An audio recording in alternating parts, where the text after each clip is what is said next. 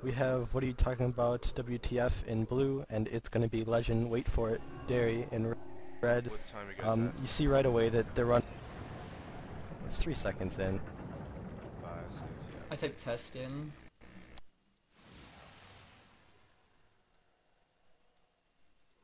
Right now they look to be fairly similar builds.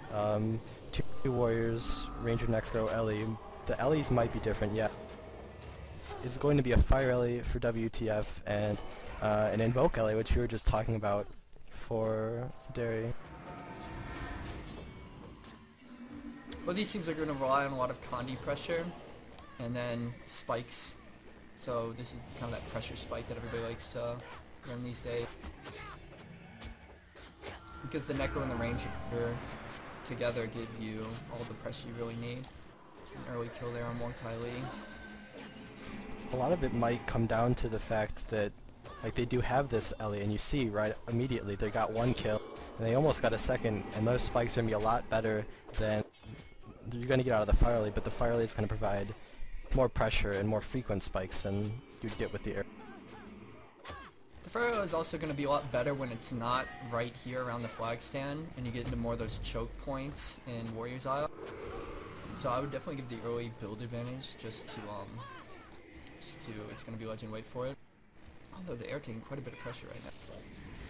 It does actually provide an interesting thing if they do start taking, you know, a couple more deaths at stand due to Dary having an Invoke Ellie. They can always send that Fire Ellie to the back and kind of force a split situation, which I think Dary would have a lot of trouble dealing with, especially because their Ranger doesn't seem to be as equipped to deal with it as he would normally with like a Men Touch.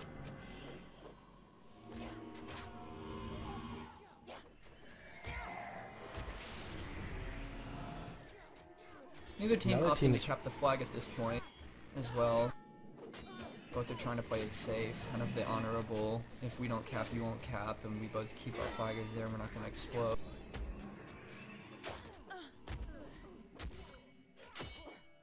I don't really know who this favors though, because I mean it seems that you'd want your weapons there against kind of the Invoke spike, but he's not even really staying in range that much to do it. He's kind of sitting far back to poop this.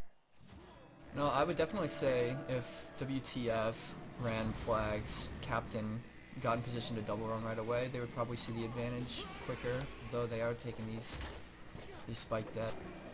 It's just that the other team is taking the pressure, and if you take away their flagger, they're probably going to explode first.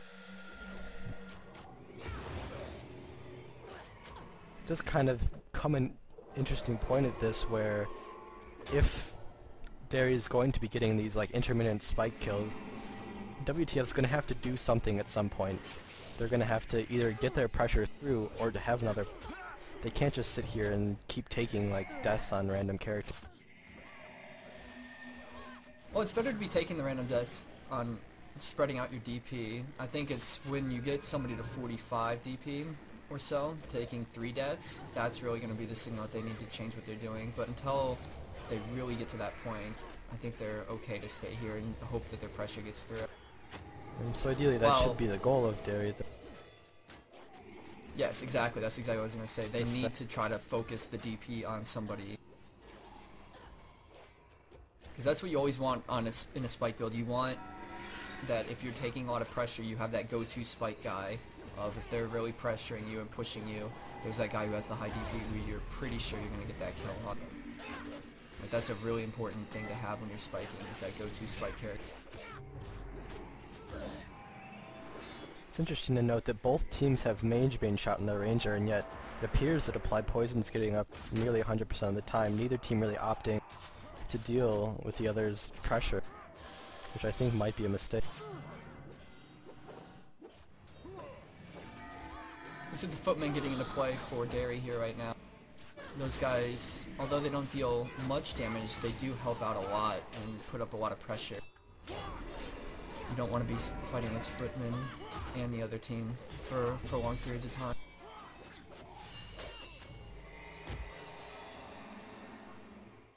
Because the thing about Footmen is they will always be dealing damage pretty much, and they'll probably be on somebody who isn't being focused by the other team, so it makes your monks have to heal somebody who's not actually taking player damage, taking NPC damage. We do see another death on that second warrior for Dary, as well as the necro for Dary splitting out towards the back to maybe try and force something else. Maybe they're just not comfortable with fighting it stand in their spikes. They have taken that 30 DP on the warrior, which, as we were talking about earlier, once that DP starts to stack up, is kind of a signal you need to change your plan. One footman down. Do you think this is a product of their monks saying we're running out of energy, we need to move around?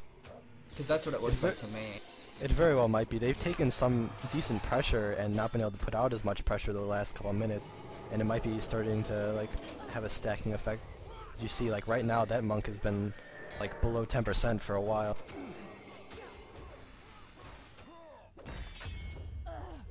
Yeah, he's definitely number 6, the prop monk, dirty pull. He is definitely running out of energy. Yeah, He's having and to he was swap just every cast, it looks like, to his highest. And that 7 monk was put up on pack too, so really at this point it's going to be after time. Any sort of kill they can get on the monks is going to be almost game ending. And I mean, even though they have the Rit back, because they have the Necro and the other team's place, Dary's really not able to put out that much pressure because they're getting rocked so hard on their monk. They're starting to stabilize a bit. Well, it'll be key for them to get this flag in. As long as they're able to hold this next flag, they're going to make WTF have to run a flag on somebody, and that's going to alleviate some pressure, and we're seeing it right now. Yoko is having to run the flag, the Fire Ellie, and that's going to alleviate a lot of pressure, because Fire Ellies, they can cast all day unless that Ranger gets on them, and that's a big part of the pressure that they're being under. Yeah, really, at this point, it's going to kind of shift back into Dary's favor. Is now they have their people there, and the Rit is being held back in their team's space, so they're lacking the party healing. So now is kind of their time to kind of stabilize and get a push on before they can get more healing. A good play here by Yoko. He's holding the flag to try to keep the flag game kind of stopped for a few, probably about 40 more seconds, so that he can deal his pressure before he has to run another flag. It's a good play. And he knows the other team already had a flag up, so that if he capped immediately anyways, they would just cap over, and he really doesn't gain anything, or I suppose lose anything, from just holding the flag.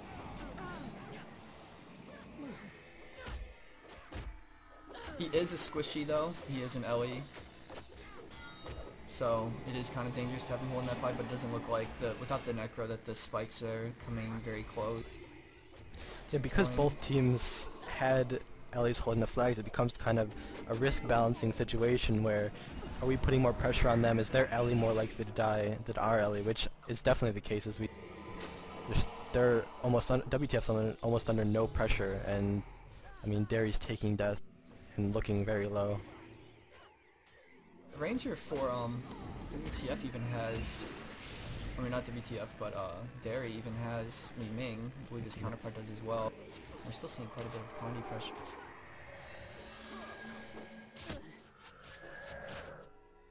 It's kind of interesting the trade-off Dary made by sending that Necro into WTF, because yes, they got parting away, but they lost a lot of their own pressure for it. So I don't know if it was really worth it. Well, the match hasn't went their way since he left at all. They need to change up what they're doing. They need to send like either a warrior or their ranger off or something else. But at this point, I mean, their monk number 7 here is body blocked on the stairs, not able to get back up. Number 6 has been eating DP. I wonder if they know about the hidden area that number 6 can run right up around that gate. I don't think they know about it though. Both warriors down. That's almost 45 on the number 2 warrior. Looks like WTF's gonna boost this one. This one's almost about to wrap up, unless there's a huge mistake by WTF.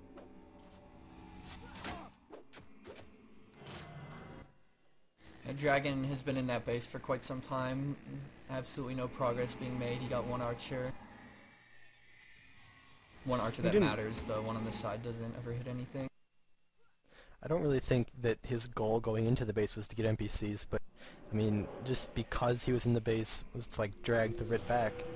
But they didn't really benefit from that because they were getting pressured. So I think really the one last shot that Dary has is to kind of push them out at 10 minutes, so in like 10 seconds, with their knight, one knight already down, and just kind of hope that with the NPCs they can score a chain kill. But another monk down doesn't really look like that's going to be happening. Yeah, number 6 has got to be up there in DP now into the 45 range. Number 7 There goes goes number down. He needed to be closer to the base res pad there. If he was closer, the other monk could have rescued him quicker, but as it was, he was kind of isolated. And there, because the death on number 7, 6 is related, and I think that's going to be it. They're not going to let a hard res get off, most likely. So, Not with Mage probably Bane going to yet. take... Yeah. It would take some serious coordination. He's blinding the ranger while casting Deepak. Now they're just finishing up the boat NPC.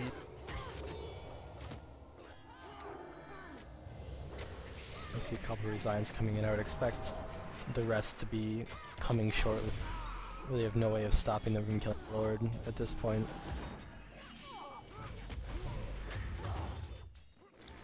So, what do you think Dary should have done differently in that match?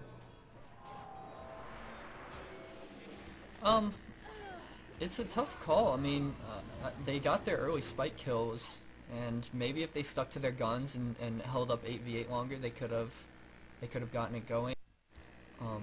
But because the split game probably wasn't going to win for them because it was a fire alley on the team that wasn't splitting versus the air alley on the team that was.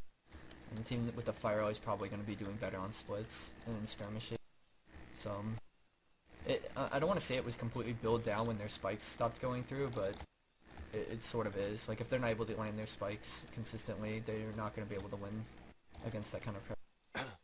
Well, I thought it was kind of interesting because, I mean, like we were saying, they did get a couple of their spikes through, and it seemed like even though we didn't really see anything happen, there was something on their event in their coordination that kind of clicked, like their monks might have been calling low energy or whatever, that they're like, okay, we have to do something. And, I mean, maybe that should have been just pulling them into the footies more and grab the other footy as well, but I don't think